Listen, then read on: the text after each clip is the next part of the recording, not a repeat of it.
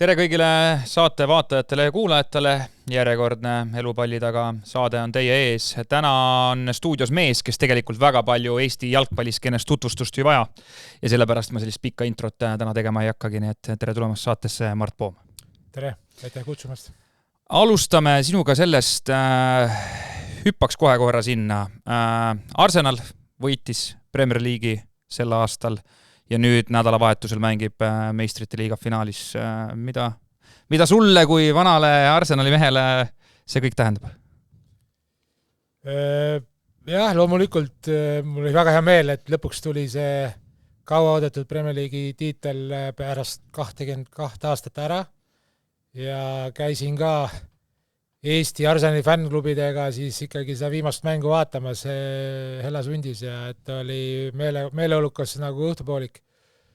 Ja jah, et võib olla ju tegelikult laupäeval, et on see hooaeg läbi ajaloo kõigi aegade ja kõige edukam Arsenalile, et seal on finaalis kõik võimalik, et Arsenali ülitugev kaitse ja ohtlikud standardid, mine tea, võib olla piisav relv PSG siis selle loovuse ja kiiruse ja ründemängu vastu. Aga kuigi sa Arsenalis väga kaua aega ei viibinud, ta on ikkagi, kui sa nende mängu vaatad, on see ikkagi sinu jaoks märgiline praegusel hetkel ka? Ikka, et loomulikult sa hoiad kõigile nagu endistele koduklubidele pöialt, aga kui mõelda oma teiste klubidele, Derby County, Sunderland, Watford, Portsmouth, alles Sunderland tõusis üle pikki aastaid tagasi Premi, siis Arsenal ikkagi on olnud suurklubi ja ikkagi Premier League'ist oled hoidnud neile kõige rohkem pöialt ja jälginud nende mänge võib-olla kõige rohkem. Alguses hüpates, täna me tegelikult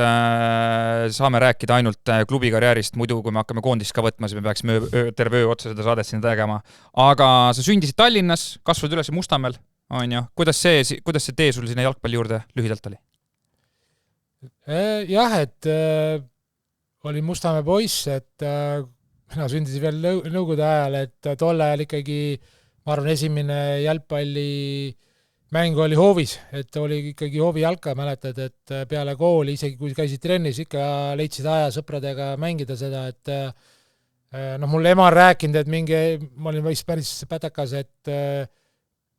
pall juba ilmselt kohe alus meeldis, et isa võttis seal tolle 9-kordse Mustamäe korterelamu taga oli üks väike lagendik on seal Sõpruse ja Tammsaare nurgal, kus nüüd on ehitatud McDonald's ja Circle K bensiinijaam, siis oli see jalkaväljaks seal, et isa vist istus kivi peale, luges lehte, lõi palli eemale ja mina siis jooksin pallile järgi, teen palli uuesti isale, et isa et niimoodi on mulle räägitud, võib-olla oli see esimene kord, kui palli lõin ja mäletan ka hästi, et seda vastu 9 seda korterelamut sai kõvasti palli taotud nagu seinala kasutatud siis, et eks nii kaua lõid, kui esimese korruse elanikud tulid õiendama, aga jah, et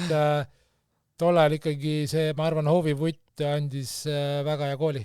Aga kui vanalt sa trenni läksid siis? No läksin esimeses klassis, ma arvan 7-aastaselt ja siis kohe Lõvidesse. Lõvidesse, sealt kas sind väravahtidega on alati selline asi, et küsimus on alati, et kas ise tahtsid väravaiks saada või sind pandi sinna väravasse? Kuidas sinu puhul oli? No, ma olen sellest ka rääkinud varem, aga jah, et meil siis Olev Reim, Martin Reimi isa ja Seppo Vilderson Ubakivi esimeses põlvkonnas siis tulid Tallinna 32 keskkooli uusi jalkapoisse nagu välja valima, et algul tuldi esimesse klassides ja küsiti, kes tahab jalkatrenni tulla. Loomulikult kõik tõstsid käed, mina ka.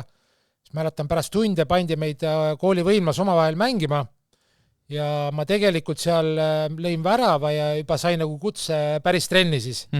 Aga eks ma olin ikkagi suke oma hea kohta üks pikemaid poisse, suke vibalik, aga palli ei kartnud, et mäletan, mul rahvaste palli meeldis väga mängida ja olin nagu päris hea selles, et siis Olev Reim ütleski, kuule, aga mine väravasse ka, et ja siis seda ma ei mäleta, et mis ma seal tegin, aga ju siis midagi püüdsin seal või tõrjusin, et juba kui ma läksin esimesse päris trenni, siis ma olin kohe väravaht. Et mäletan, et Tiit Kõmper hakkas mul kohe seal esimene trenn peale lööma nagu. Aga sinna ma jäin, et ei olnud selline, ju siis meeldis ka, aga ma arvan ka ei hakanud nagu midagi seal, kuidas öelda, pirtsutama, et et kuulasid sõna ja jäid väravasse ja niimoodi karjääri lõpuni. Meeste vahel jõudsid siis olid 17 Tallinna spordi siis põhiväravahiks said, olid 17. Kuidas see võimalus sul sinna tuli, et nii noorena see võimalus sul ikka kanti? Jah, see oli 1989, siis Roman Ubakivi oli ka siis samal ajal juba Eesti NSC esindusmeeskonna siis Tallinna Sport peatreener, kes mängis tollal NSV Liidu teist liigat. Ja algus ma ei olnud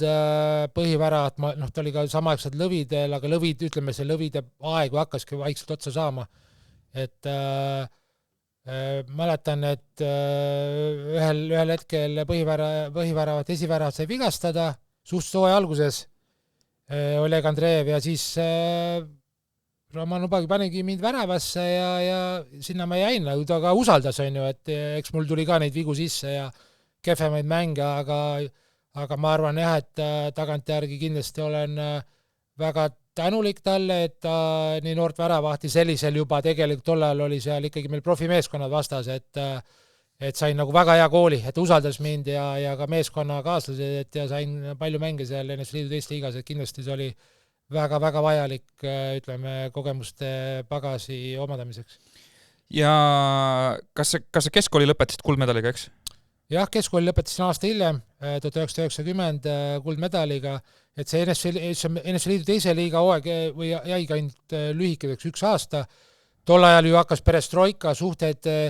Eesti ja Moskva vahel olid juba keerulised ja siis Eesti, Läti, Leedu klubid ju astusid nagu NSV Liidu meistrivõistlustest välja ja 1990 hooajal oli veel siis selline Balti liiga moodustati, kus mängisime siis seal Riia Taugavad, Žalgirised ja Läti, Leedu klubid, aga et hoida meid nagu ikkagi võimalikult tihedas või kõrges konkurentsis, et mängisime Tallinna spordiga seal. Ma mõtlen see kuldmedali või asi ka, et kodus oli siis ikkagi tehti selgeks, et haridus on ka ikkagi oluline? Jah, et haridus hinnati mul peres, et mõlemad vanemad ema-isa on lõpetanud Tallinna Tehnikaülikooli, tolle ajal TPI. Et oli kõrge haridusega ja lisaks veel, et neil oli vanematel raske näha, et ma nagu hakkan jalgpalliga elatist teenima või üldse sellist nagu näha, et sa saad NSV Liidus sündides profi jalgpalliks, oli nii väike protsent või sa pidi ilmselt kuskil olema nii andekas või niivõrd sattuma kuhugi suurde Venemaa suurklubisse või jah, et üldse läbi selle, siis ma ei tea, kas liidu koondusesse või et saada profi jalgpalluriks, et jah, ja pigem nemad päris nagu väiksena soovisid, ma oleks saanud korvpalliga või tegelenud rohkem, et nii ma korvpalliga mängisin 3 esimest, ütleme, algklassides või 3 jah, et 7.–10. ja et lisaks veel käisin ujumistrennis, malekoolis, et ma arvan, see mitmekülgsus tuli ka kasuks kindlasti, eriti võib-olla korvpall. Oota, kas ütlesid, et korvpalliga nad tahtsid, et sa tegeleksid, see oli sellepärast, et siis korvpallurid olid rohkem sel ajal nii-öelda hinnas või oli nagu lihtsam saada? Tallinna Kalev oli ju ikkagi bränd või ikkagi kõige Eesti esindus pallimängu võistkond, et ju ta tuli hiljem, 91 tuli ka NSV Liidu meistriks, aga isa mängis ka natuke korvpalli seal mingi tehase võistkonnas, kui ma mäletan õieti, et öeldi, et korvpall on nagu intelligentsete meeste mäng või inimeste mäng ja tol ajal nagu korvpalli ikkagi see traditsioonid Eestis ja kultuur oli suurem kui jalgpallil, et ka Roman Ubakivi oli üks ju, kui mitte esimese, üks väheseid treenereid, kellel oli nagu eestlastest treeninggrupp ja kes seda võttis nagu väga tõsiselt ja nagu oma südametööks, et näidata, et ka eestlased suudavad jalgpalli mängida. No su väliskarjäär hakkas pihta põhimõtteliselt 1992, kui sa läksid Kupsi, aga Soome, aga kui sa aasta varem oli sul võimalik ka, põhimõtteliselt oli vist Soome võimalik minna, aga sa murdsid vist lõualuuve. Kuidas see juhtus või mis seal oli? See oli väga keeruline periood, et kui see kõik see perestroika ja Nõukogude Liidu lagunemine ja et 91 jah, et Eesti Vabariik taasiseseisvus augustis alles, aga tegelikult ma käisin tol talvel siis 91 alguses Kupsis nagu katsetel. mäletan et seda sõitu siiamaani, et pandi kuskil Helsingis rongi peale, kõigepealt laevaga üles, läksid rongi peale, mingi 4-5 tundi oli seal. Et täiesti ikkagi teine maailm ja kõva täitsa üksi või? Jah, kõva närv oli sees, et jällegi, mis juhtus siis, et kui see üks hooaega Balti liiga jällegi klubidel finantsraskused ja see liiga lagunes ära, oli suur teadmatus, mis edasi saab. Selge, et jääda ainult meil siis ka nüüd lõvide teisel põlvkonna või noortel, kes olid just sellises eas, et 18-19, et sa et mängida Eesti NSV-s meistrus või kohalikke neid meistrus ei olnud nagu piisav tase või et aga võistkondade, ütleme see siin treeningtöö või metoodika, et oli vaja leida nagu mingi uus tase koht, kus treenida mängida, Ubakivi siis kasutas oma Soome kontakte, ta aitas veel siin minust Martin Reimi ja Soome ja veel poisse, et siis mul ma tean, et oli Kups oli huvitatud ja Kontu Helsingist, et ja siis läbi tema saingi kuidagi sinna suhete, ütleme sinna Kupsi testima, et see oli, mäletan, oli päris pikk testimine, päris närvesööv, aga lõpuks nagu nad tahtsid mind juba 91 kevadel või vara kevadel, ennem kui hooaeg algas, aga jah, et tol hetkel ikkagi oli vaja saada nii vist viisad ja mänguluba oli vaja saada Moskvast. Okay. Ja kuna suhted olid juba keerulised, see venis, siis ma tulin vahepeal tagasi Eestisse, Soomes juba Veikkausliiga hooaeg algas ja mängisin ja treenisin FC Floraga, kes tol ajal oli Eesti esiliigas siis ja siis lõpuks jah, see kevade lõpus või suve alguses sain selle loa Moskvast, aga mängisin veel päev varem siin, mäletan Maarjamäe staadionil Tallinna Dünamo vastu ja siis selles mängus murti lõu mulle, et jah, loomulikult tagantjärgi või tarkuse jaoks pidanud mängima, et laevapilet ja kõik oli ostetud juba kott pakitud, aga jah, nii ta juhtus ja siis 91 suvel jäi sinna sõitmata, aga ütleme õnneks veel siis Kups oli ikkagi veel huvitatud ja 92 siis aasta alguses sinna läksin. Sinna läksid ja siis põhimõtteliselt, kui praegu nagu mõelda sel hetkel, kui ma olen teistega rääkinud, siis öeldakse, et sel ajal kedagi tegelikult ei olnud ju abistamas, et ei olnud sellist mingi agentide maailma, sellist asja nagu praegusel hetkel, siis põhimõtteliselt oligi Roman see, kes sinu eest selle töö ära tegi või? Nagu abistas vähemalt siis või aitas kaasa sellele kogule üleminekule? Ma ei mäletagi ilmselt ainult selle kontakti, aga tegelikult siis olid kõik, läksid sinna üksi ja kõik, et kas su lepingu läbirääkimistel ja jah. Olidki täitsa üksi istusid? Üksi ja seal olid ju õnnelik, mis sa üldse said midagi lepingu, anti väike ühetoaline korter, ka mingi vajana autoromu mingi, et mis tegelikult mäletan, et oli seal kuskil seal Koopia kaubamas, kus oli parkla ja teisel korrusel, et ma ei olnud, oli alga autojuht ka, et oli päris tegu sealt järsust nagu teest üles võita, et auto välja ei sureks vahepeal, aga jah, et seal sai väga hea, ütleme, elukooli ka ikkagi, et esimest korda nagu siis olid 20-aastane, elasid kodust eemal üksi ja pidid hakkama saama.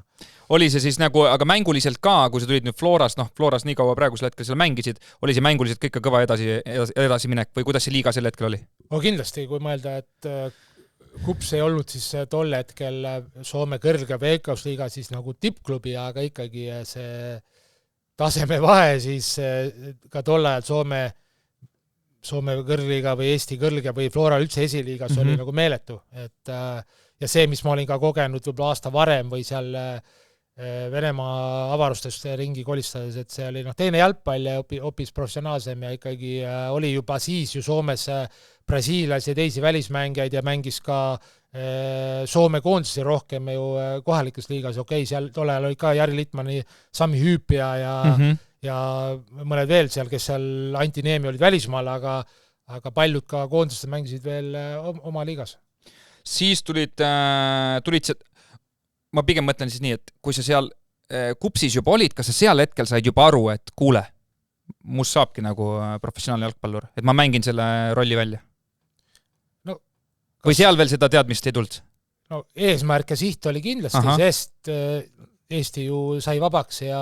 91 augustis ja uuesti ja hakkasime mängima siis rahvuskoondisena rahvusvahelist jalgpalli. See avas ju meile, ütleme, ka mulle siis viimasel hetkel uuesti need nagu uksed ja aknad, et kui oled mees, siis sa võid nagu silma jääda ja teha nagu profijalgpalluri karjääri ka välismaal, et tol ajal see ka Kupsi aasta mäletan, et kuigi ma ei mänginud palju, vist kokku ainult 9 mängu esindusvõistkonna eest ja oli raske ja eks ma tegin ka vigu ja oli paremaid ja kehvemaid mänge, aga mäletan, et see oli hirmus tööaasta, ma panin ju nagu hullu, et mäletan, et ma olin ju lepinguga Kupsi põhimeeskonna nagu liige, väravad seal ja aga ma tegin esindusvõistkonna trenni ja pärast seda läksin otse põhimõtteliselt duubelvõistkonna trenni ja hommikul, kuna ka seal veel tollel Kupsis, et treeningud olid ka nagu peal lõunat, kuna ei olnud kõik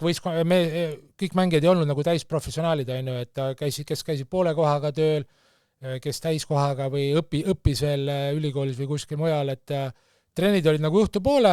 aga jah, duublitrenn oli veel hiljem õhtul, nagu ütleme mingi 7:30 või kell 7. Et hommikul käisid ise jõusaalis, ujumas tegid nagu üldfüsse ja siis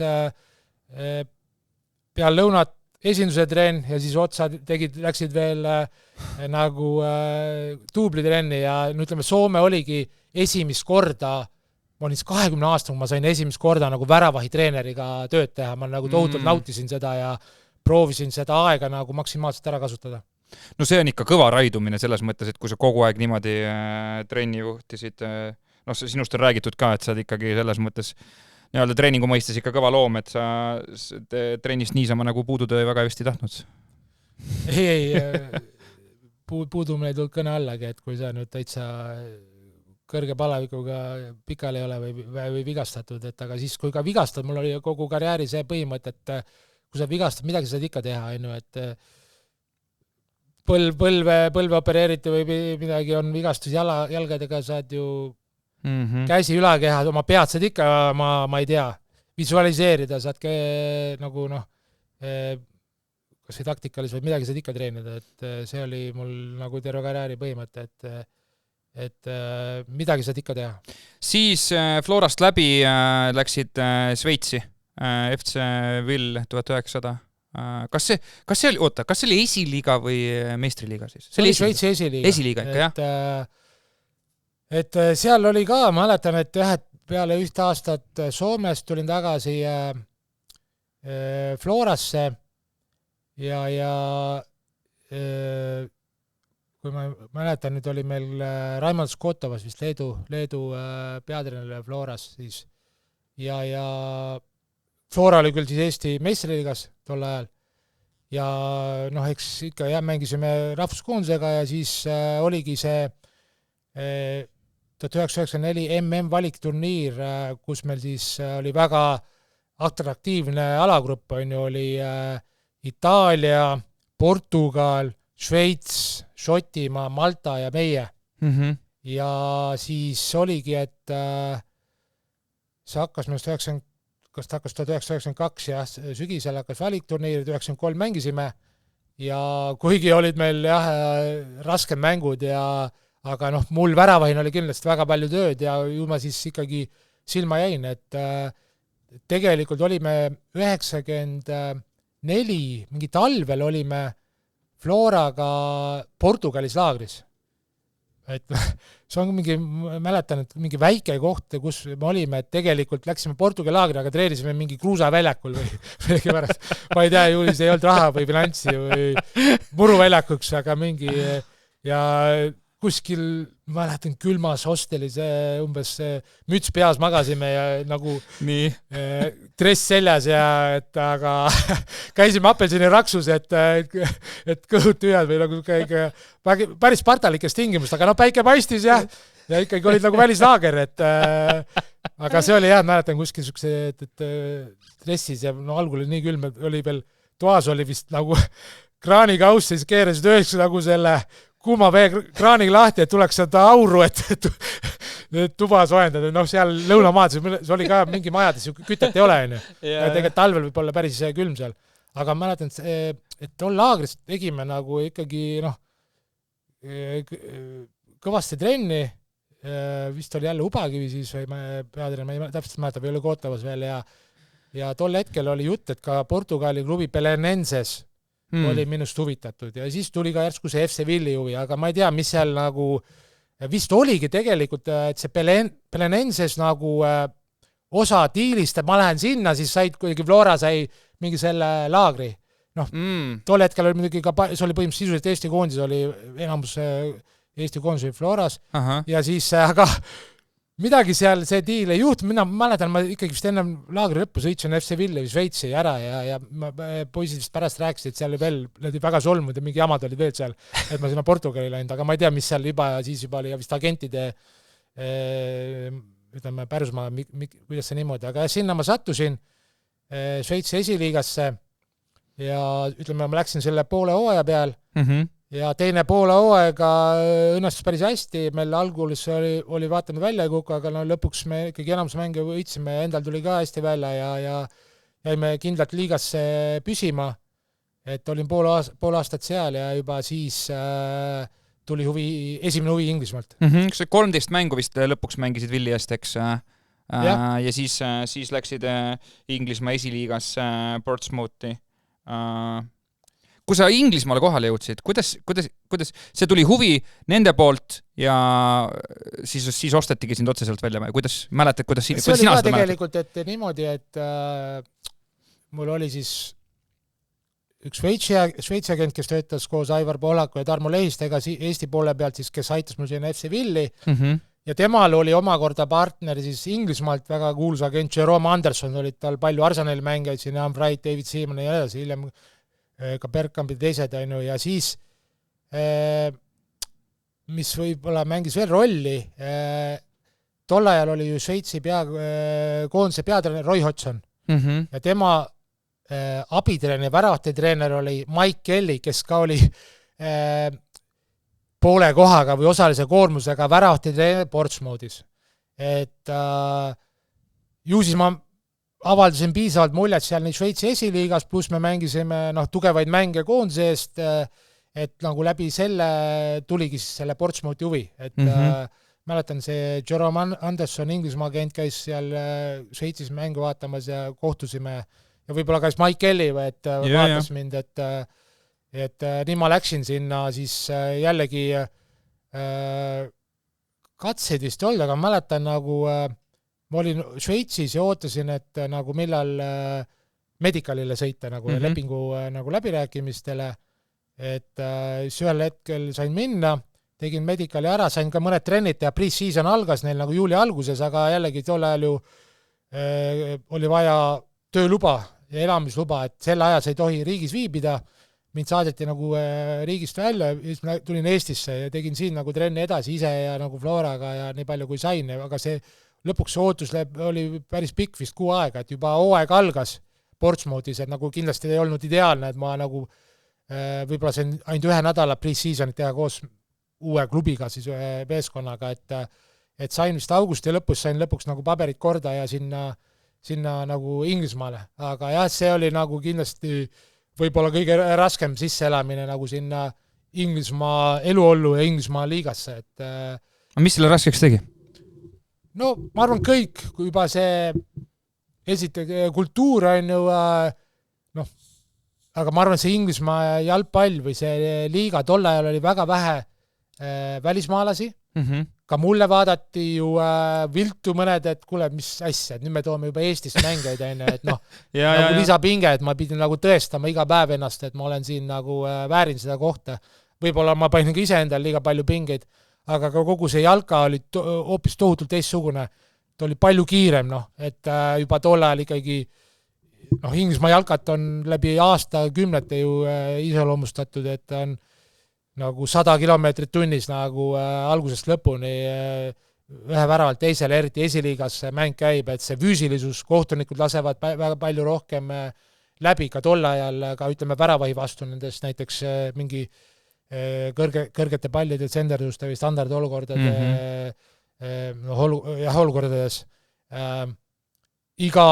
tol ajal ka muutus ju 92. küll paar aastat varem muutus see tagasisöödu reegel, et ei tohti enam kätte võtma, seal oli see kiire press väravahile, tolle pidin nagu kõvasti tol ajal mängiti pikka palli, see ei olnud mul tugev külg, pidin seda kõvasti harjutama. Noh, üldse see jalgpallistiil, see kõik see tempo, jõulisus, ka trennid, selline see kuidagi selline ka, kuidas ma ütlen, selline üldse nagu eluolu seal nagu karm maailm, ütleme, selline tough see pead olema. No see kas või see, et sa sõidad teist pool teed autoga ja kõik eluolus pead sellega kiiresti harjuma ja sa oled samamoodi üksi seal, et keegi siin nagu ise tead, kus sa elad ja mismoodi ja noh, et võib-olla sul soovitatakse, et mingisugusi piirkondi või aga seal on nagu Inglismaal oli ka hiljem, et sul klubi mingist nagu korterit või autot ei anna või et sulle antakse mingi palk ja sa ise vaatad, vaatad palju, mis sa võid endale lubada või mis autoga või kui suures korteris või majas tahad elada, et see oli nagu jah, päris karm kool, aga et ütleme, ma arvan, tagantjärgi ma olen mõelnud, et kui mul seda Portsmouthi perioodi ei olnud ja loomulikult sellega varjutas seda, mul tuli tõsine esimene see põlvevigastus siis, mis nõudis 3 operatsiooni, et see periood kindlasti aitas mul hiljem, kui ma siirdusin siis 1997 Derby County'sse ja seal lõplikult nagu läbi lüüa. Okay. Ma teadsin, mida juba oodata, ma olin selleks nagu paremini valmis. Sellepärast jah, sul vist ametlikult 4 mängu jäi üldse seal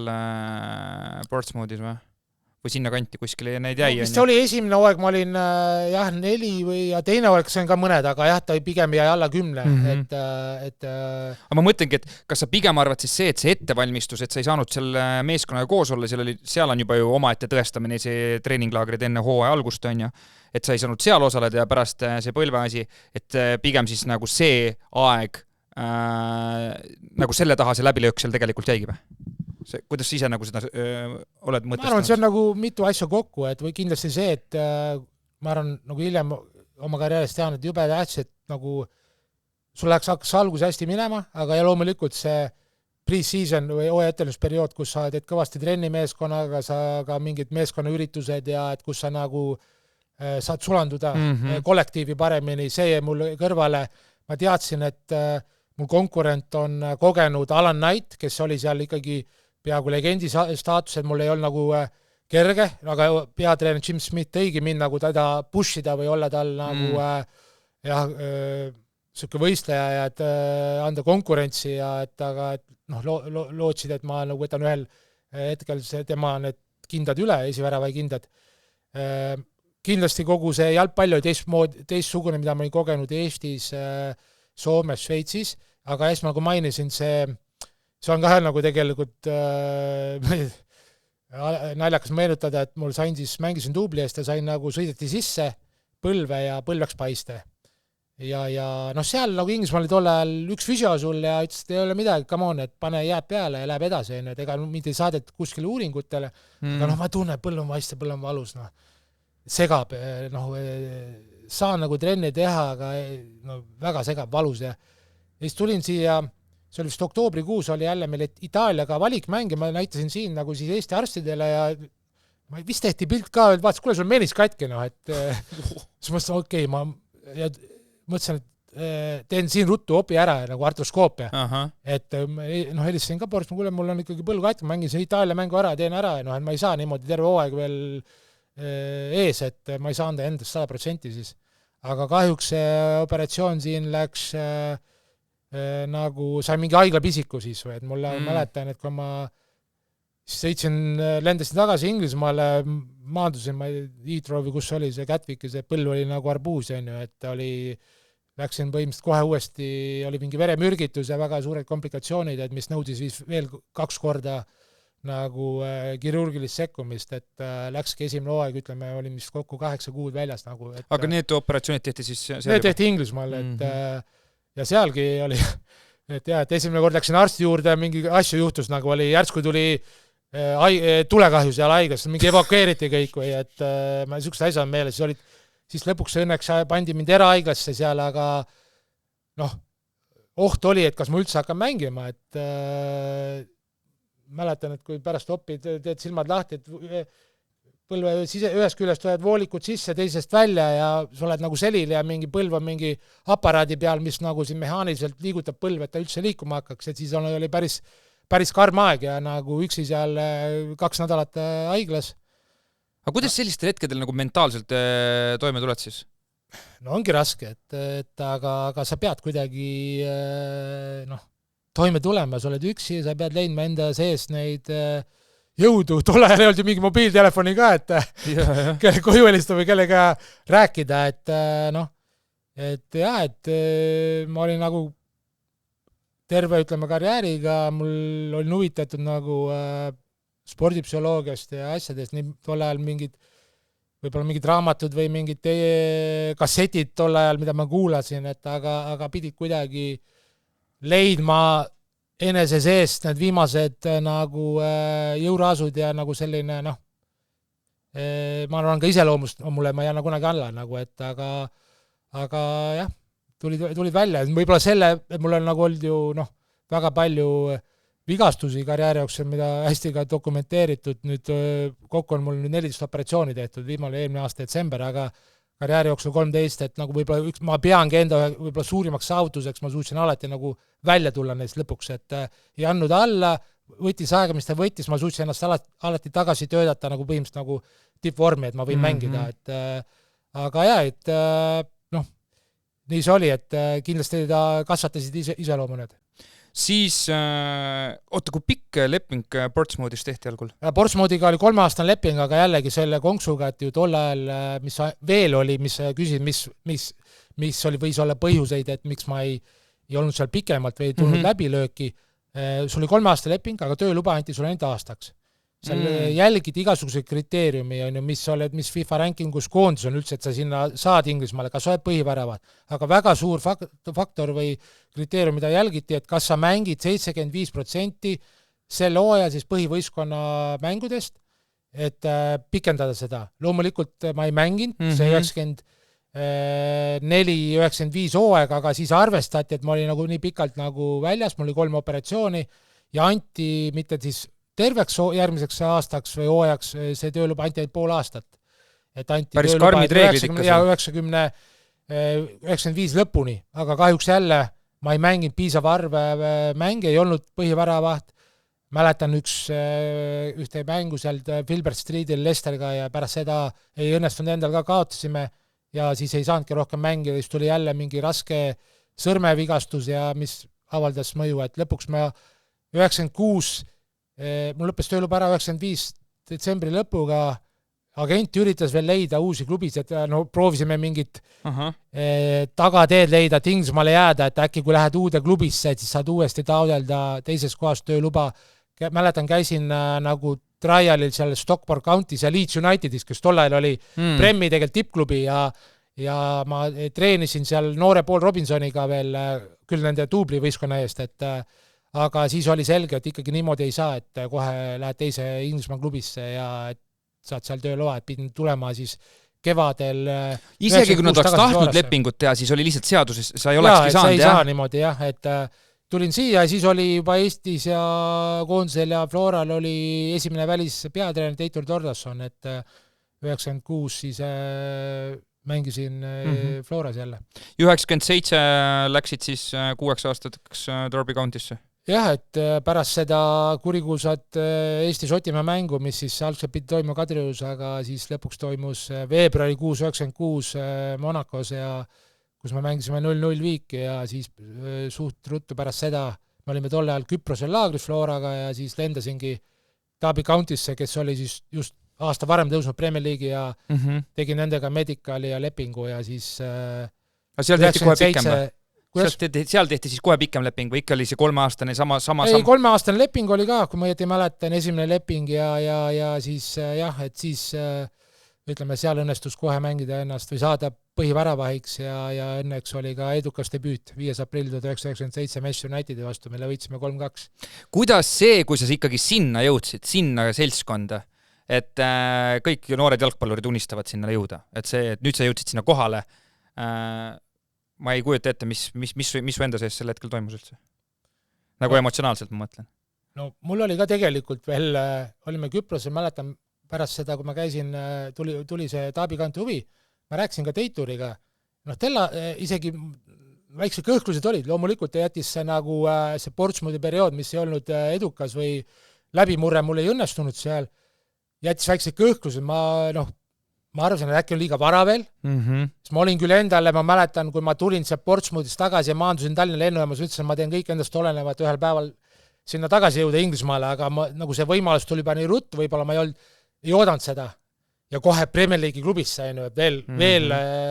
suur samm kõrgemal. Et aga siis ta ütles ka, mida sa pabistad, et kuule, et mine ja alates tagasi tulla, et mine proovi ja sa oled nagu ju tõestanud siin koondisest mängides, et sa suudad nagu hakkama saada. Ja läksin ja siis nagu ongi õnnestus. Ma arvan, et see on nagu ülitähtis, kui algus läheb hästi, see annab nagu nii kõva boosti, et tegelikult võib tagasi mõeldagi, et Derby County's oli mu karjääri võib-olla kõige edukam periood, et tegelikult kui ma olin terve, ma olin seal esinumber. Sa olid 146 mängu vist kokku seal või? Ja siis 1999 ja 2000 valiti sind hooaja parimaks mängijaks ka. Mida siuksed need nagu nii-öelda auhinnad või nagu tunnustused, mida need tähendavad su jaoks? On need nagu olulised ka sul või sinu jaoks? Nad on olulised, aga ma nagu võib-olla jällegi mu iseloomust, et ma eriti ei mõel neile või süvene, mul oli ka hea mäng, nii, next, mis ma järgmine mäng, kohe fookus selle, ma ei taht nagu jääda kinni, et see on nagu väga ohtlik, et see jalgpall muutub nii kiiresti, sul on kogu aeg uus väljakutse, uus mäng. Ka tol ajal veel oli ju, ma ei tea, mitu head aastat Abis, ma mängisin Premier League'is, olin kindel number 1 parimatel päevadel, ma olin seal Opta analüüs mingi Premier League top 5 vähemalt väravate hulgas, aga sul anti tööluba ainult aastaks. Mul oli kogu aeg see kuklas, ma pean mängima hästi, et ma olen mänginud seda 75% täis on ju mängudest. Et see oli päris suur pinge, et nagu et nendele, see oli loomulikult, iga tunnustus teeb hea meelt, aga ma eriti nagu neile nagu ei mõelnud, et nagu oli hea meel ja hoidsid nagu 10 küünega kinni sellest nagu esivärava kohast või et üldse olla Inglismaal ja Premis mängida, et see on nagu suur asi. Kuidas see vahe või nagu isegi võtame siis meeskonnade vahelt, kui suur see ikka erinevus selles mõttes on, et kui sa sinna lõpuks kohale jõuad? Ma mõtlen varasemalt, tegelikult sa olid ju esiliigas, olid ka suure meeskonna juures, aga nüüd sa jõudsid ikkagi Premier League'isse, et see samm või kuidas see nagu mastaapsus seal ikkagi erineb? No ikka, et nüüd on nad veel sammu edasi teinud loomulikult, aga siis nad ikkagi klubi Premier League'is Manchester Unitedid, Arsenalid, Liverpoolid, ka Chelsea's tolle hakkas samme tegema, olid, Manchester City ei olnud veel suur klubi minu ajal, et nad olid ikkagi juba tol ajal üle maailma tuntud brändid, klubid ja juba siis hakkas üha rohkem ja rohkem igast maailma nurgast parimaid jalgpallureid tulema sinna Premier League'i, et see tase ja nagu oli kõikide selline unistuste liiga ja juba tol ajal loeti maailma tugevamaks liigaks, kõige atraktiivsemaks, siis ka Premier League'iga see telepilt ju ka mäletan, et läbi Soome TV nägid ju ka Eestis nähti minu mänge tegelikult, kui Derby County kasvõi seda debüütmängu. Et see huvi oli juba tol ajal meeletu ja seal loomulikult ju Inglismaal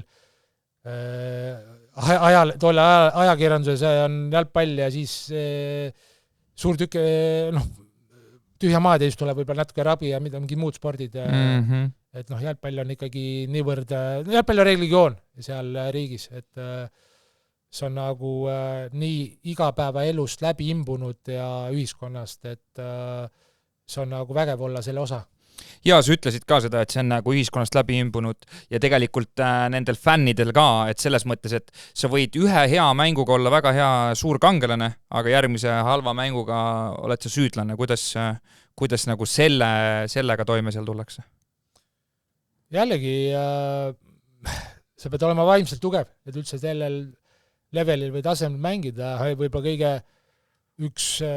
markantsem näide või oli Sunderland, kus on nagu, kuhu ma läksin peale Derby County, Sunderland ja Newcastle nagu seal Kirde Inglismaal natuke eraldatud, seal Šotimaa piiri lähedal nagu vana suke sadama ja söetööstusrajoon, nagu lihtsad inimesed, ühe klubi linnad, väga nagu kirglikud fännid, ütleme Inglismaa mõistes on ju, et seal oli Sunderlandis oli tunda näiteks väljakul mängija teeb sul kehva söödu, seal kohe nagu tunned nagu tuleb seal fännidel, nagu, aga kui sa teed hästi, siis on nagu tõesti tunned täiesti on nagu 12 mängija, et väga nõudlikud, aga sama ja väga kirglikud fännid, et sellega pead ka harjuma, aga ma arvan lõpuks iga jalgpallur, kes tahab või unistab tipptasemel mängimisest, lõpuks sa pead oskama seda nautida ja arvestama sellega,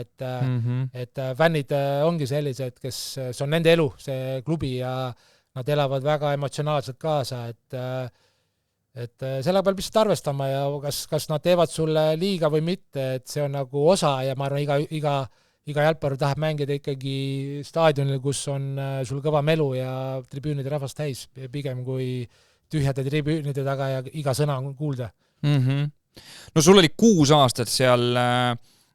võib-olla natuke rumal küsimus, aga mis selline kõige eredamalt meelde tuleb? Seal on kindlasti meeletult palju asju, aga nagu kui sa mõtled selle aja peale, siis mõtled, et see asi oli ikkagi nagu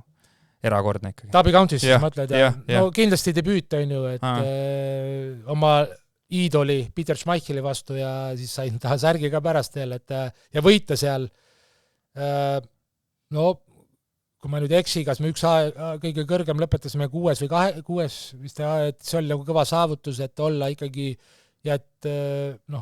neid võite oli ju veel, kodus võitsime ka Arsenali mingi 3-0, Liverpooli võitsime, mingid mängud,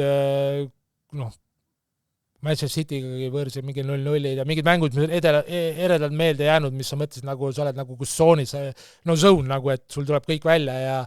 ja no ka need, ütleme, kui me 3 viimast hooaega seal võitlesime nagu välja langemise kohta, see teistsugune surve ja pinge, kui sa oled seal relegation zone'is ja kui 2 aastat me nagu suudame sellest välja tulla ja mäletan üks mäng ju ka jällegi Old Traffordil Manchester Unitedi vastu, kes oli õnneks juba eelviimane mäng hooajal, nad olid just meistriks tulnud, kus me pidime nagu punkte võtma, et okei, meil oli viimane mäng veel kodus Ipswich Towni vastu, aga Manu vastu vähemalt punkt ja meil õnnestus võita ja hoida clean sheet nagu, et sellised nagu hetked on kindlasti meelde, see tohutu kergendus ja kui sa mängid nagu rolli selles meeskonna edus, ma arvan, et sellised nagu teevad südame soojaks. Ja sealt, sa ennem ütlesid ka, sealt sa läksid edasi Sunderlandi juba mitte miks on vale küsida, aga kas ise tundsid, et on vaja mingit vaheldust või? Või on vaja teha midagi? Ei, tegelikult oli see, et ma olin nagu, on ka ju dokumenteeritud, et mu vastu oli huvi ju Taabis, kui ma Taabi perioodil päris mitmes klubis, kõige tuntum oli see Manchester United, kes tegi ka pakkumise, aga seda ei aktsepteeritud, mulle seda ei öeldud, tol ajal oli niimoodi, et sa ei saanud ka alati teada, et pärast järgi agent või keegi ütles, aga ma olen nagu alati olnud ka lojaalne, ma arvan, oma klubile, et ma ei hakanud ka seal midagi nagu jonnima või protestima või transferi nõudma, et tol ajal ka, ütleme, see mängijate võim ei olnud nii suur kui võib-olla tänapäeval või agentide võim, et ja siis oli, kui me mäletan, et kas aasta varem või siis see hooaeg, kui me välja kukkusime, 2002 oli Everton, kindlasti tegi 4 miljonise pakkumise, see lükati tagasi, siis oli veel Ipswich Town, me kukkusime siis välja, aga klubi plaan oli, et hoida ikkagi oma parimaid mängijaid koos ja proovida kohe tagasi saada. Et miks see mind ei müüdud, on ju. Ja hakkasime siis Championshipi hooaeg hakkas pihta, aga jah, seal oli juba viimane hooaeg, kui me välja kuks mul treenite vahetused olnud, aga me ei saanud kohe minema hästi ja siis klubi sai ka aru, et tegelikult juba kas või siis olid ilmselt valesti midagi seal eelarvestanud või et piletitulu ju kukub ja sul ka teleraha suur kukkumine ja ühel hetkel saadi aru, et et meil on nagu jama majas ja me peame hakkama ikkagi kiirkorras oma parimaid mängijaid müüma, et jah, et hoida nagu eelarve korras või et siis oli juba natuke sunnitud vist otsiti ja nad võib-olla oleks saanud rohkem raha, et siis tuli see Sunderlandi huvi ja see oli sügisel 2002, aga siis ma läksingi sinna siis algselt laenuga, aga tegelikult oli juba ülemineku summa oli kokku lepitud, kui ma ei eksi, oli siis 2,5 miljonit ja et algselt läksin laenule ja siis 2003. aastast nagu siis käivitati see ülemineku summa ja siis tuligi mul Sunderlandi periood, et 3 aastat, kes tol hooajal oli küll Premier League'is, aga kahjuks ka sealt meil kukkusime esimene aasta välja. Ma vaatasin, mul on andmed, et 3,75 miljonit eurot maksis Sunderland sinu eest. Jah, võib-olla ma ei tea, kas eurod ja naelte kursis oli teine, aga täpselt ma ei tea, aga midagi sinna kantida ilmselt on, jah. Aga kas sa kunagi oled mõelnud ka, et sinu eest maksti rohkem kui Levadia ja Flora esinduse meeskonna praegune eelarve kokku või? ei ole nii mõelda. Et nii on päris raju mõelda tegelikult. Ma ise olen praegu seda numbrit mõeldes, et see on ju tegelikult nagu, kuidas sina seda võtad? Sa võtad seda nagu komplimendina, ma eeldan? Või see sinu jaoks ei ole üldse oluline number? No, ma arvan, tore, et su vastu huvi tuntakse ja ma arvan, see fakti, kui keegi on su eest nõus välja käima raha või suurt raha, see tähendab, et see klubi tahab sind väga, neil on järelikult sinu jaoks plaan ja ilmselt ka hoolitsevad siis mängijast rohkem või et on nagu planeerivad karjääri ja ilmselt on ka tõenäosus, et sinuga arvestatakse, et sa saad ilmselt ka rohkem mänguaega seal. Võib-olla ainult see asi, et... No seda ka võib-olla, et ikkagi et see tehtud töö, mis sa varasemalt oled teinud järelikult... No jah, see ka, et see, mis sa... Need kõik, see higi, veri ja pisarad, et mis sa oled nagu kulutanud või näiteks kas vigastusest tagasi tulnud ja see tohutu töö, et see on nagu selle ära tasunud. Ja? No Sunderlandiga teil oli ka selles mõttes üles-alla kukkusite ka välja, on ja kuidas see, räägitakse alati ju Premier League'i nii-öelda see, kes võidab Champions League'i, tuleb sinna, et see maailma kõige suurem leping, me seda teame jalgpallis ja kui välja kukutakse, kas selline klubi jaoks on tegelikult nagu täielik katastroof sel hetkel või? On küll ja tegelikult ka Sunderlandis oli meil kohe, kui ma sinna läksin, oli sul lepingus sees. Selline summa on sul palk, kui sa oled Premier League'is ja kui me kukkusime välja, kas ta oli 25% kindlasti oli rohkem, 30-40%, ma ei tea, palk väheneb, et päris huvitav. Et see nagu tavaliselt on mängijatele sisse kirjutatud, sellistel klubidel, kes on võib-olla ei ole nii kindel joojoklubid või sellised suurklubid, on ju. Aga oligi, mis tekitas nagu päris suur finantssurvet. Minu arust see klausel ei olnud kõigil Sunderlandi mängijatel, kes võib-olla ei tulnud varem või seal paar aastat varem Sunderland võitles ka ju seal eurokohtade pärast. Et siis see kindlasti tekitab, ütleme, klubi finantsile väga suurt survet. Aga minu lepingus enamus mängijatel mäletan oli nagu 2 numbrit nagu. Aga kuidas sa seda Sunderlandi perioodi, nagu sa juba mainisid, nende fänne teades ka, siis need, nagu sa enam mainisid, et seal ikka elatakse kõvasti kaasa aga mida sa ise nagu sellest perioodist kõige eredamalt mäletad või mis oli midagi keerulist aega ka? No algus oligi kõige keerulisem, et tegelikult ju, ma arvan, ma oleks ka läinud hea meelega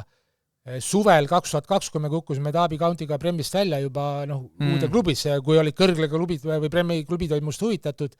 aga klubi ei olnud nõus müüma, siis pigem natuke oli selline sundmüük, et oli vaja raha teha klubile sügisel ja ma arvan, Evertoni läinud võib-olla kõige hea meelega suvel, aga see oli nagu üldse huvitav, et Sunderland, miks nad tahtsid mind, neil oli mingi väravahtid vigastuste kriis tol ajal, aga neile esinumber oli Taani koondise väravat Thomas Sørensen, siis oli seal ka Norra koondise esinumber Toomas Müüre, kes oli ka vigastatud, siis oli austerlane Jürgen Macho, kes mängis ka Austria koondises, siis toodi veel 4. rahvus oma koondise number 1, et tohutu konkurents. Ja alguses olimegi mina ja Jürgen Macho olime vist ainult terved väravaid seal, mäletan, ja ka noor Michael Ingham, kes hiljem mängis ka Põhja-Iirimaa koondises. Ja siis Macho mängis algust, ta mängis hästi, et ei olnud põhjust teda nagu vahetada, mulle võimalus anti, lõpuks ma sain, ma ei mäletagi, kevadel sain mingi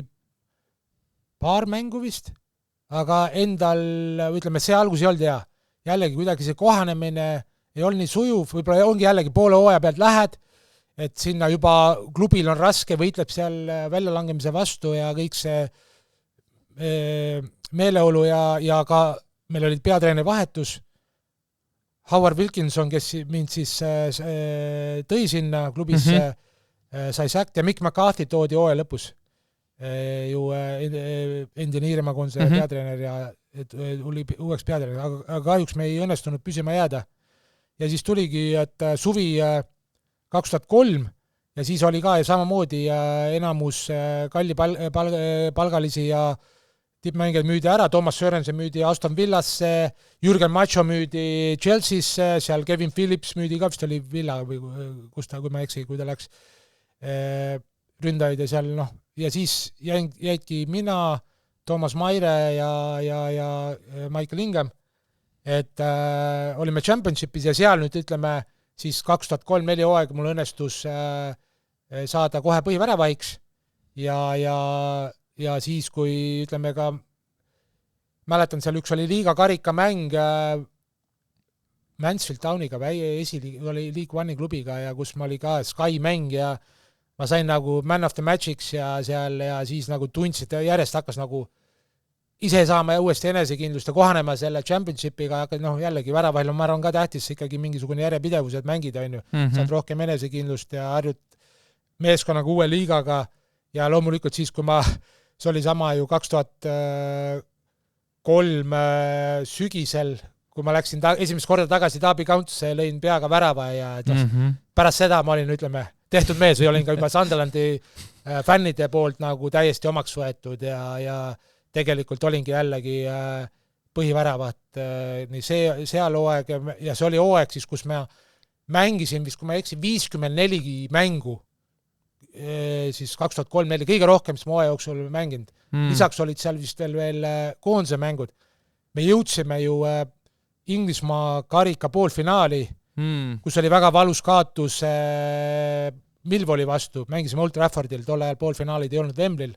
oli siis Old Traffordil ja Villa Parkil ja me jõudsime ka siis Championshipi play-off poolfinaali, kus oli samuti väga valus kaotus, oli penaltiseerias Crystal Palace'i vastu, kus ma võtsin veel 2 penalti ära, aga ei olnud piisav. Ja see oli siuke, tõesti ma ei ole nagu, ma vist pidin mingi väikse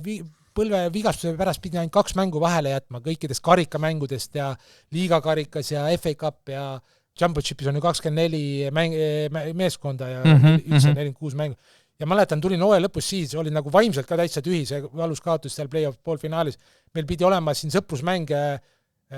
Kadriorus Šotimaaga ja siis tegime mängueelset trenni. Kõik korralik soojendus asjad tehtud, siis nagu hakkasime pikka palli, me järsku läks tagareis ja mul ei olnud tavaliselt, mul ei olnud kunagi olnud nagu lihase vigastusi ja mul olid mingid liigesed või põlved või mingi kokkupõrgete vigast, aga siis läks lihtsalt keha andis märku, et ei, kapuite, see liiga palju, et see oli jah, mis ei meelda sellest hooajast ja siis tuli juba järgmine hooaeg, kus me alustasin põhiväravahin, aga kahjuks siis tuli jällegi teise põlve vigastus, mis nõudis ka kokku 3 operatsiooni. Ma mängisin veerand hooajast, aga siis ka tõusime Premier League'i. Selles mõttes ongi sinu puhul päris huvitav, et sa nägid seda, kuidas alla kukuti ja seal uuesti saite Premier League'i. Kuidas need pidustused seal siis oli? Et, see oli vägev. Jällegi oli paraad 2-kordsel lahtisel bussil, oli meil vastuvõtsi staadionil, suur pidu, saime ka medalid, asjad ka mängijatega, eks oli veel omaette pidu, aga eks ta natukene niisugune kripeldas, et ma ei saanud mängida nii suurt rolli, kui ma oleks tahtnud ja võib-olla pidanud, et ma sain mängida vist, kui ma ei mäleta, 25% mängu sain hooaja esimese poole, siis hakkaski see teise põlvega see operatsioonide jada ja vigastuste paus, et ka isegi tol hetkel, kui ma vist olid need hooaja lõpus, ma ei olnud 100% veel terve, aga loomulikult jalgpall on meeskonnamäng ja medali ma sain ja mängisin oma osa sellest, oli väga hea meel, et suutsime nagu ka ise mingi rolli või andsid selle panus, et viia Sunderland tagasi Premier League, et seal on ikka kohalikel fännidel on väga-väga suur asi. Aga seal sul nagu leping lõppes või kuidas seal on ju järgmine üleminek? No oligi tegelikult, et kuna mul oli aasta lepingut järgi ja kuna ma olin nii pika osa vigastusega väljas olnud ja jällegi seal oli ebaõnne palju, et mul siis operatsioon esimene Inglismaal ebaõnnestus. see põlveoperatsioon, mis tehti detsembris 2004, kuna plaan oli, rääkisime Mick McCarthy'ga, teeme rutoperatsiooni ära, väike menisk jälle, et kõik õnnestub 4 nädala pärast, maksimum 6 aeg tagasi, jõuludeks need, kui tihe mängude periood, aga midagi seal ei läinud, operatsioon alati ka riski business ei õnnestunud, siis me jäi see nagu venima, üritasin kogu aeg tagasi tulla, nii palju kohe, kui koormust annad väljakul, põlve välja paistes valus. Siis läbi Erki Noole ma hakkasin ise otsima nagu variante. Erki Noole, see kuulus arst Dr. Jontšev Saksamaal, läksin tema erakliinikusse. No seal tehti korralikud uuringud lõpuks ja vaadati ja öeldi, et Dr. Jontšev ütles, kuule, sul on ikka veel piisavalt ei lõigatud või puhastatud, on vaja opereerida. Tehti ära, teine operatsioon, see oli juba siis, mäletan seal kevadel, oli juba ka kaodanud aega nii palju. Et ära läksin tagasi Sunderlandi, klubi läks hästi, me liikusime ju Premi suunas ja siis anti mul kaasa Saksamaalt mingid süstid, mida ma pidin nagu kõhre või põlveliigese jaoks iga nädal korra tegema ja juba hooaja lõpus siis tegin ka väljakul trenne, treeneriga, meeskonnaga veel ei teinud ja tegingi viimase süst, et enne lennates Eestisse pärast hooaja lõppu, et koondise eest mängida siin, aga ma ei tea, kas ei puhastatud põlve piisavalt ja süstis sain mingi infektsiooni. Et nüüd, kui ennem olin Inglismaal maandusin, nüüd maandusin Tallinnas, põlv oli jälle nagu arbuus. Kohe kõne Mihkel Marnale haiglasse ja oli jälle vaja artroskoopia teha ja jälle põlve puhastada. Et see oli ikkagi väga suur löök ja mis juhtus siis oligi, et klubi vaatas, et et 3. operatsioon juba, ma olin siis ju ka 33, klubi oli toonud uue väravavahi Kelvin Davise, ka Premi silmas pidades. Ja siis põhimõtteliselt, kui ma läksin suvel tagasi, ma veel ei olnud saanud 100% teha pre-seasonit, klubi ei võtnud mind Ameerikasse sinna pre-season campi laagrisse ja öeldi, et kui leiad klubi endale, siis võid nagu minna. Mul oli aastalepingut järgi ja oligi päris keeruline periood jälle, et siis lõpuks see oligi, ma ütlen nagu kuidagi ootamatult läbi ime tuli see järsku Arsenali huvi augusti lõpus. Aga see oli siis puhtalt mingi agenditöö, jah? Et kuidas need otsad siis kokku viidi? Agenditöö ka, et agent Jerome Anderson olid väga head sidemed Arsene Wengeriga, Arsenaliga, aga võib-olla ka asjade kokku sattumine, et tol ajal oli see aken augusti lõpuni. Arsenal siis oli varem 2005 nad võitsid küll FA Cupi ja 2003-4 olid Invincible või selle hooaega ja Jens Lehmann, ühesõnaga nad olid meisterliigasse kvalifitseerunud ja Jens Lehmann oli kaartidega väljas esimesed Champions League mängud, 1 või 2 mängu ja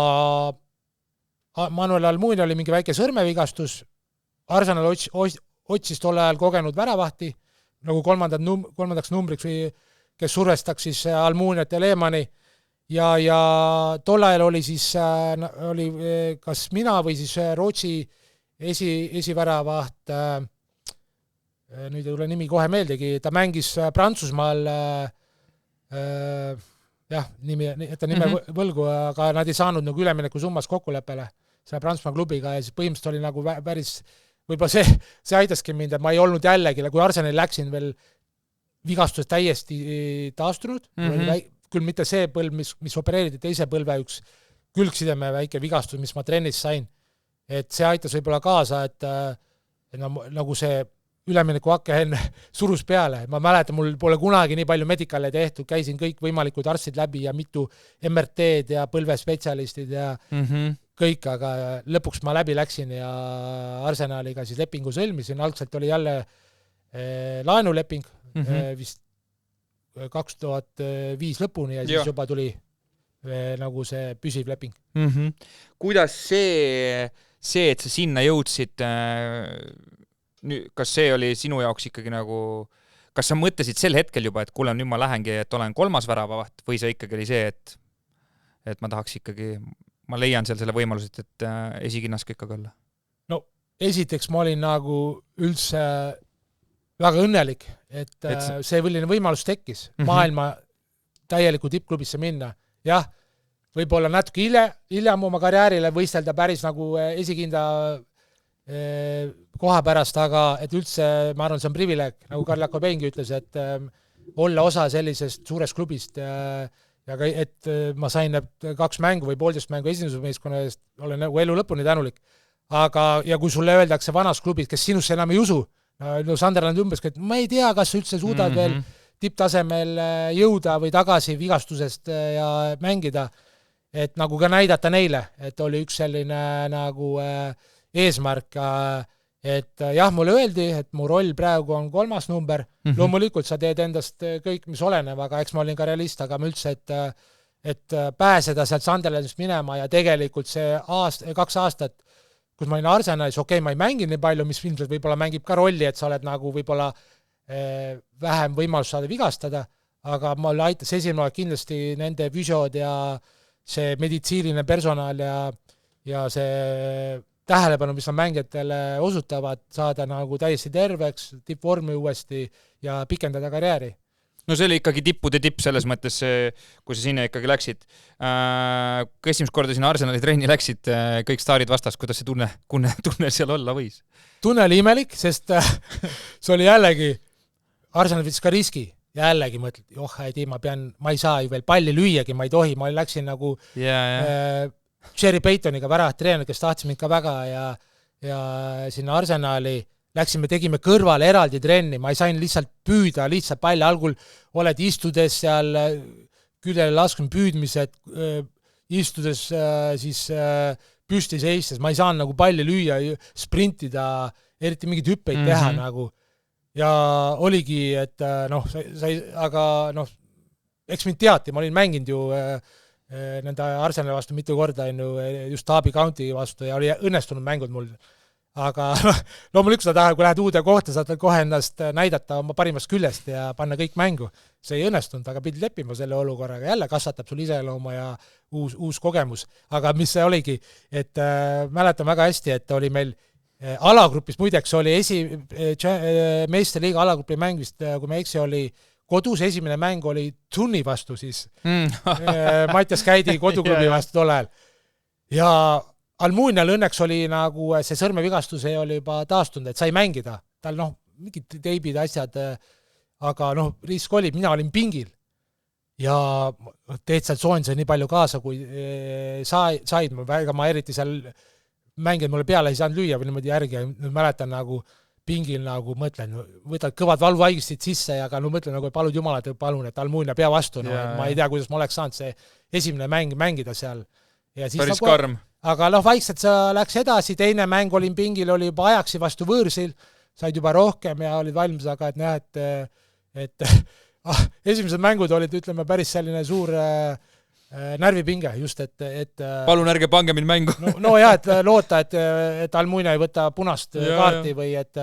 ei saa vigastada, et aga saime hakkama. Aga see keskkond üleüldiselt, kuidas riietusruum sellises tipptiimis erineb varasematest riietusruumidest? Suuremad egod, kindlasti ka väga rahvusvaheline seltskond tol ajal oli palju loomulikult prantslasi, aga ka Jens Lehmann, väga suur ego, väga suur isiksus, oli seal nooremaid ju mängijaid, Fabregasid, näiteks siis kas või noored, kes minuga samal ajal tegi lepingu, Alex Song, seal Reyes ja Niklas Bentner ja mängeid Thierry Henry, täielik legend ja ma arvan, et tegelikult, kuna ma olin ka juba siis üle 30-33 ja olin nagu Premier League'is ennast tõestanud, oli ikkagi selline professionaalne austus aga ütleme, see õhkkond oli küll jällegi tunnetus võib-olla, kus Taabis ja Sunderlandis ei ole sellise kaliibriga klubid ja asjad olid veel professionaalsemad. Loomulikult ka see nagu staff oli suurem, tänapäevaga ei anna võrreldagi, aga ütleme, tingimused ja kõik sellised ka väiksed asjad, nagu meil käis iga nädal lendas Prantsusmaalt mingi ostepead mängeid nagu üle käima ja sellised asjad nagu, et eralennukitega siis käisime meistriliiga või võõrsel mängudel, et bussiga kohe lennuki ette sõidud ja sellised nagu, et väiksed detailid, aga tegelikult oli ja kõik see treeningväljak ja kõik tingimused oli nagu super nagu, et olla igapäevaselt treenida selliste maailma tähtedega ja nimedega, Henri, Bergkamp, Pires, Sol Campbell, Colo Toure, nii edasi, et see oli nagu auasi ja no ikkagi nagu väga kõva nagu see treeningute tase juba. Aga elu iseenesest siis, kui sa sinna läksid, nagu sa ütlesid, sa olid juba selles mõttes kogenud mängumees, kui see leping tehti, seal oli, ma ei kujuta ette, et mis hüved sulle sealt kaasa tulevad, aga selles mõttes, mis elu sa tehniliselt seal ikkagi elasid. Et kuidas nagu igapäeva elu sul välja nägi, elasid sa kuskil staadioni lähedal või sul oli eraldi kuskil, kuidas sind sõidutati ise, kuidas see elu? No algselt esimene hooaeg põhimõtteliselt ma olin hotellis, kuna algselt oligi laen. Algselt oli 4 kuud ühes hotellis, seal treeningväljaku lähedal, kuna ta on nagu Arsenali ja Watfordi treeningkeskused on seal Põhja-Londonist nagu väljaspool või ütleme seal äärelinnas, Watfordi linna lähedal ja St Albans väike linnake on seal. Ma tahtsingi olla nagu lähedal, et mitte kuskil kaugel, et seal Londoni liikluses ummikutes istuda. Ja siis lõpuks läksin ka kus teise nagu sükesse üürikorter või hotell, ma ei oskagi öelda, hotell apartmenti, kus ma esimene hooaeg olin, kuni oli selge, et mulle pakuti leping ja pere sai siis järgi kolida Kirde Inglismaalt, et Tarremis, kus me elasime, kui ma Sunderlandis mängisin, esimene hooaeg olin perest eemal ja siis juba õnnestus leida, müüa maja siis ära seal Tarremis ja Põhja-Inglismaal ja leidsime majakese seal Arsenali treeningväljaku lähedal, et mis oli nagu väga mugav, et oli 5 minutit, võib-olla 10 minutit treeningväljakult maks, et mõnus. Kuidas see aasta, kui te 2006 aastal meistrite liiga finaalis Barcelonale kaotasite, saite need medalid, sa ise koosseisus sel hetkel ei olnud, aga said selles Euroopa koosseisus 25 mehe seas. Said ikkagi selle medali. Mis tähtsusega see sulle enda jaoks üldse on? Et kuidas sa hindad? Et loomulikult kõigepealt oli suur kahju, et me nagu kaotasime. Tegelikult Arsenal oli meistriliigas väga hea soos. Te läksid juhtima ka vist finaali? Ja tolle ajal siis ei saanud olla 3 väravati pingil. Et see, kui nüüd on vist 23, saab olla ka pingil, kõik saavad medali ka. Ma ei tea, kuidagi tollal sa oled meeskonnaga alguses,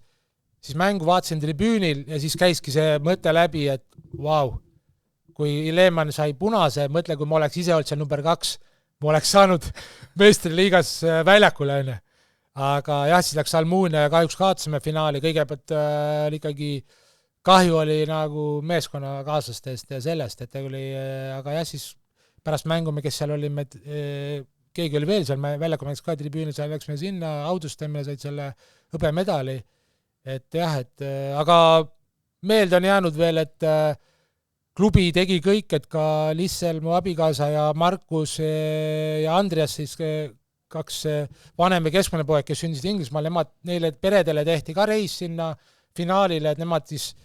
lennutati ka Pariisi, tehti seal mingi Seini jõe peal ekskursioone, said ka mängule vaatama ja kõik oli nagu pärast, siis saime peredega kokku kuskil ja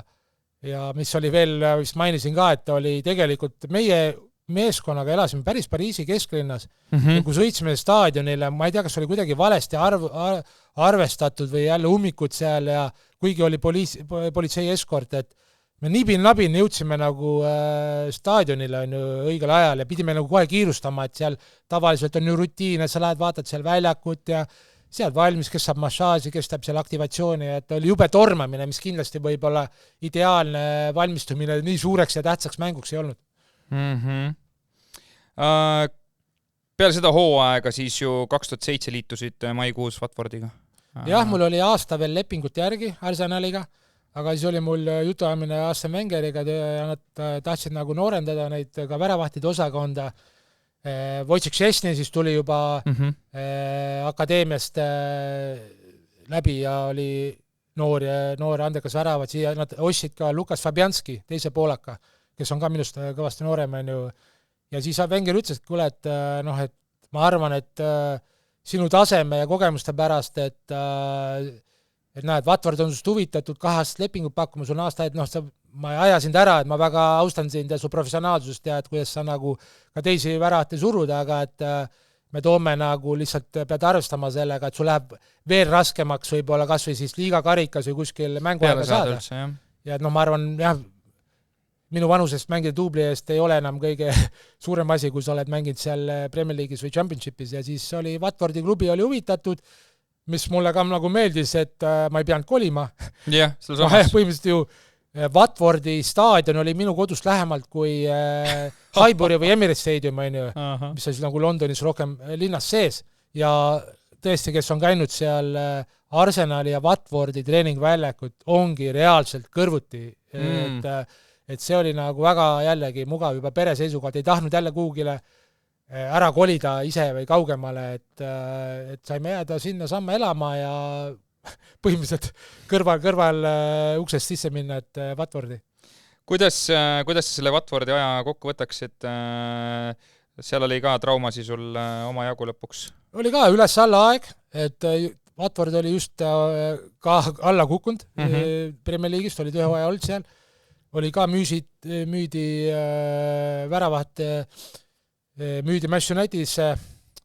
jälle, täna on nimedega keeruline praegu, et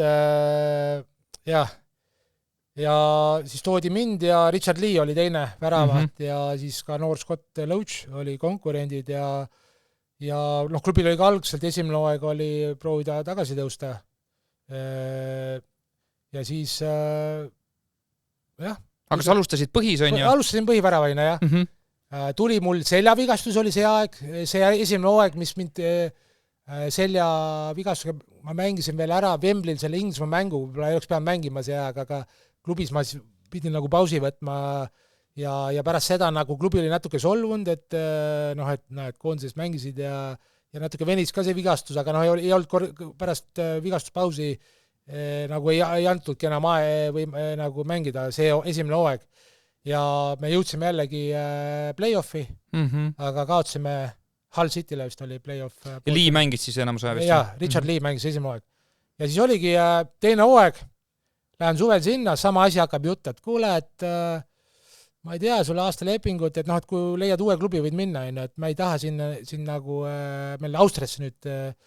hooaja ettevalmistuslaager, et nagu ma ei tahaks nagu siin kaasa võtaks nagu noorema värava ja võib-olla võetigi 2. Aga siis ma ütlesin küll, et nagu Eddie Boothroyd oli siis peatreener. Et kuule, et sorry, et kogu lugupidamise juures, et ma olen juba 34, et ma nagu ausalt, et ma ei ole nõus sellega, et jääda siin nagu mingi duubliga või noortega treenima, et ma arvan, et mul leping ja ma väärin vähemalt seda võimalust, et teha nagu korralikult trenne esindusvõistkonnaga ja siis vaatame edasi, mis saab, aga ma ütlen, ma nagu näitan veel, et ma ei ole oma nagu viimast sõna öelnud. Ja tõesti, ma läksin nagu man on mission, läksin sinna treeninglaagrisse ja ma panin jälle hullu ja ma arvan, nende treeningute põhjal ja ka mängude, sooja ettevalmistusperioodi mängude põhjal ma alustasin hooaega põhiväravaina, esinumbrina, teist hooaega ja tegelikult hakkas hästi minema jälle ja mängisin jälle hästi ja kuni lõpuks siis selle saatusliku Redingi mängu vastu, Redingi mänguni, kus oli üks moment, siis pikk pall liini taha, julgestasin kaitseliini, jooksin väravast välja, klaarisin palli peaga outi, aga tol hetkel oli veel Redingi mängija siis tegi pukki, ma arvasin, et hüppab ka nagu, aga ta ei hüpanud ja ma nagu lendasin suure kaarega ja kuidagi kõik käis nii kiiresti, ma ei jõudnud nagu käsi alla panna, et lendas nagu kõrgelt otse parema õla peale ja kõik õlasidemed puruks. Et põhimõtteliselt see oligi jällegi kuni hooaja lõpuni väljas, et see oli nagu kõik Watfordis, et siis oli selge, et ega nad enam uut lepingut ei paku, aga jällegi ma olin nagu ütleme, et ma suutsin nagu tõestada vastupidist treeneri, ütleme, esialgsele arvamusele plaanile ja mängida ennast jälle põhivärabaiks ja et ma võib-olla öelda, lõpetasin oma reeglite või oma nagu tahte järgi, mitte et keegi ütleb mulle, et aitab, et see sinu töö on tehtud. Ja nii ta oli, et siis oli mul oli selge, et ma jälle töötasin väga kõvasti sellest vigastusest välja tulla. Käisin, pannakse mingi poldid, pärast võetakse veel teise opiga mingid ära siin, aga juba tegin täiskoormusega trenni täitsa hooaja lõpus. Watford jäi esiliigasse püsima või seal kuskil keskel vist lõpetas. Ja siis nad ütlesid nagu selgelt, nad lepingut ei paku. Arst ütles, et sa võid veel jalkat mängida, mingi oht võib-olla on, kui täpselt samasugune vigastus on, aga ja siis oli järsku, mul tuli kõne Arsenalist, et väravtreener, et kuule, et kas sa tahad tulla mulle appi, et olla mu abitreener. Jerry Payton, siis väravtreener, pidi minema puusaoperatsioonile. Ja siis seal oli mingi huvi, ka ütleme, agendiga rääkisin, et minna kas Championshipi klubides, ma ei mäleta, et aga mõtlesime ka siis perega, mida teha, et oli pikem plaan niikuinii, et ikkagi kolida tagasi Eestisse ja siis võib-olla oligi, et see otsus aitas sellele kaasa, et nagu jälle ei pea kolima ja et hakata juba planeerima tulevaseks eluks pärast profijalgpalluri karjääri, et teha esimese samme, et tegin need esimese treeneri paberid ära Inglismaa jalkaliidu juures ja minna õppida ja saada kogemust siis veel Arsenalist tippklubi juures oli see, kus ma siis otsustasin, et aitab ja oligi siis 2009 juunis oli see lahkumismäng siis Portugali vastu. Kuidas, kas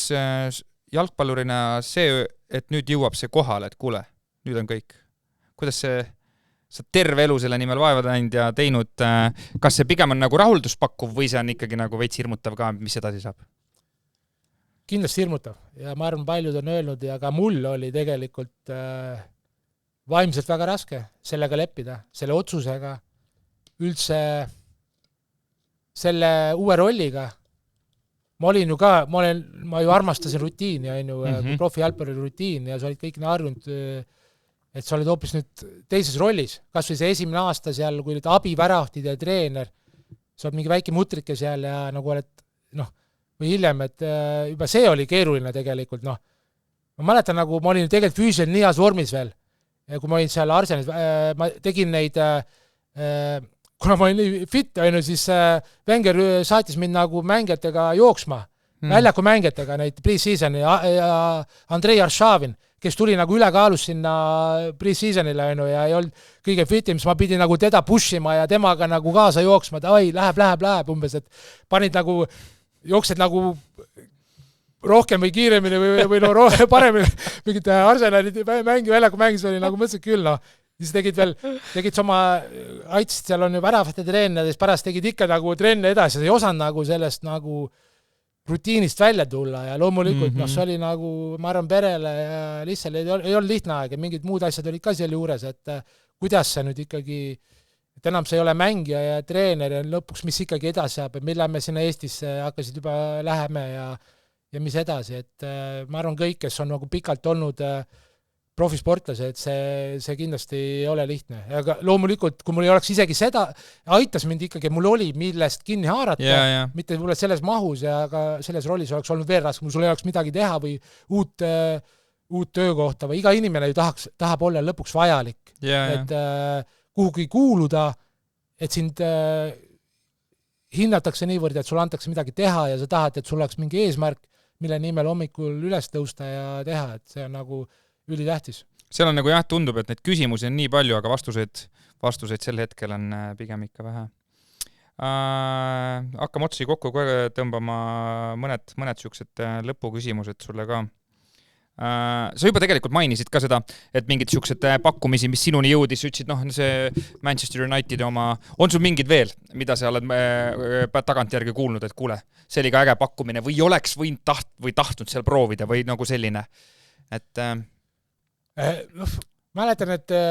kui ma olin Derby County's, siis tol ajal ju Serie A oli ka ise väga kõva liiga ja kui Buffon müüdi ära Parmast Torino Juventusesse, siis tegelikult ka Parma oli huvitatud. Seda ütles mulle Jim Smith, aga ei, me ei müü sind enne, mulle väga meeldib ja kuigi meil oli selline love-hate relationship, et sa jätkad ja aga suitsid kogu. Tore, et nagu, vahest mõtlesid, oleks huvitav mingit teist riiki proovida, aga loomulikult, kui sa oled see Premier League'is, et sa oled väga õnnelik, kui sa saad iga mängu eest, ja siis hiljem ma tean, et oli kindlasti huvi oli Manchester Unitedist,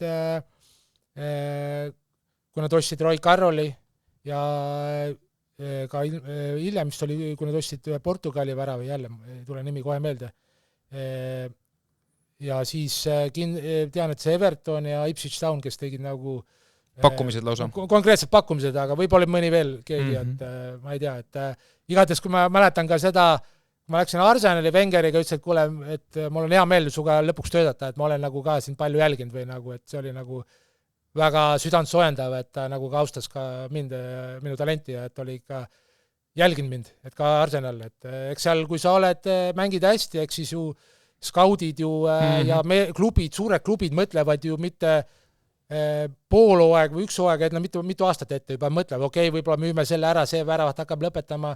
meil on vaja tänapäeval ju 3 tugevat väravahti. Ja radar töötab ikka kogu aeg. Kuhu sa paigutaksid praeguse selle Arsenali koosseisu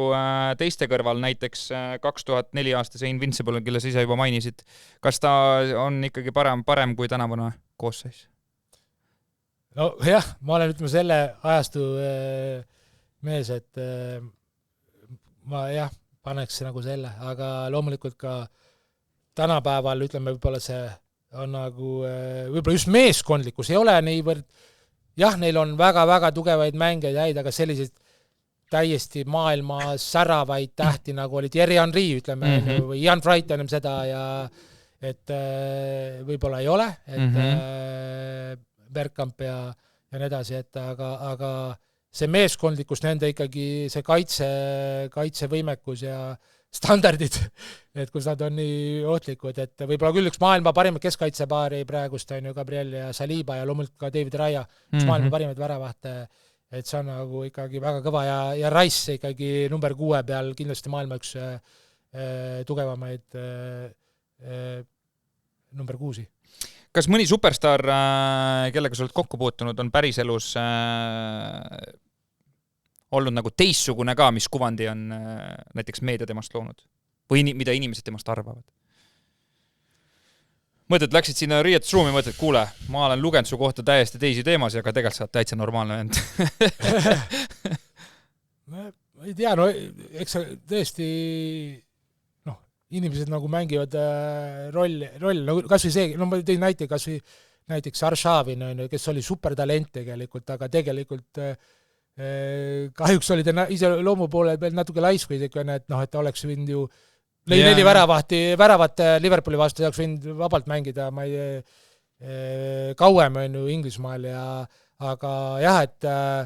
Cesc Fabregas tohutu talent, noor, aga tegi ka, nagu vaatasin, noor kutt nagu ikka,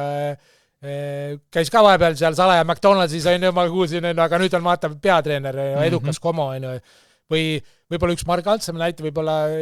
Eesti fänn ei teagi nagu nii hästi seda mängijat, aga kes Premier League'i jälgivad, Lee Gasley oli mul pikka aega meeskonnakaaslane, toakaaslane ka Derby County's, ta läks Evertoni, pikk karjäär Evertonis ja oli nüüd ju aasta tagasi oli veel caretaker või oli vahepeal Inglismaa koondise peatreener ja nüüd on tagasi U21 peal. No temast absoluutselt ei oleks oodanud, et ta saab treeneriks. Ta oli selline practical joker, sul ka, ma ei tea, mis ta seal riietusruumis tegi, Maeris kapsik kammi sinna aluspükstes ja lõikas riide pooleks ja tegi kogu aeg igast pulli ja lollusi, ja siis on hiljem on nagu Inglismaa peatreener või no, ma ei tea, kas näide lihtsalt see, mis oli harjumatu, kui ma läksin Arsenali, et meil oli paparatsi, pidid sellega arvestama, et treeningväljaku värate taga, seal mingi staar hakkab, mingi paparatsid hakkavad autodega proovivad jälitada, kus sa elad ja mingisuguseid pildikesi saada, et kui väljas käid, et sellised, et ütleme, ei kadestanud neid, ütleme, et need tänapäeval vist on veel hullem see, et kuna kõigil on mobiiltelefonid, et need ikkagi tähed ja mängijad peavad kogu aeg mõtlema, mis nad teevad, kus nad on, kellega on, mida ütlevad, et absoluutselt ei kadesta seda. Neid küsimusi jääkski arutama, neid me võiks vestelda siin mitmeid tunde veel, aga võtame selle kokku sellega, et praegu tehakse ka sinust filmi, et tead juba täpselt, millal see välja tuleb ja mis formaadis see, äkki saad kuulajatele, vaatajatele jagada ka, milline see tuleb? No see on siis üks lühi mängufilm ja minu sellisest kujunemise perioodist lõvide ajal ja ütleme siis see, mis ka sellest esimesest Helsingi kapist, mis me siis lõvidega võitsime, olime üks esimesi vist võistkondi, kui mitte esimene, kes Nõukogude Eesti NSV-s sai välismaale võistlema ja et lõvidega siis 1987, siis et ütleme sellest jah, et minu ütleme lõvide, mitte täispikk mängufilm, lühifilm väikesest perioodist, et jah, ootan huviga, et Rauno Laike ja siis Rischer ja nende siis Filmiakadeemia lõputöö, et peaks suvel siin valmis saama. Suurepärane, seda me kindlasti kõik vaatame ka ja aitäh, et sa leidsid aega meie stuudiosse ka tulla. Ja pean ära ütlema kiituseks ka, et uskumatu, kuidas sul ikkagi need kõik detailid on nagu nii hästi meeles, et mõni nimi sa ütlesid, et ei tule meelde, aga need detaile, mida sa täna jagasid, on ikkagi vapustavad ja äge, et aitäh veel kord. Aitäh. Ja meie ka tõmbame otsad kokku, nii et suvi tulekul ja järgmised saated varsti juba teie ees.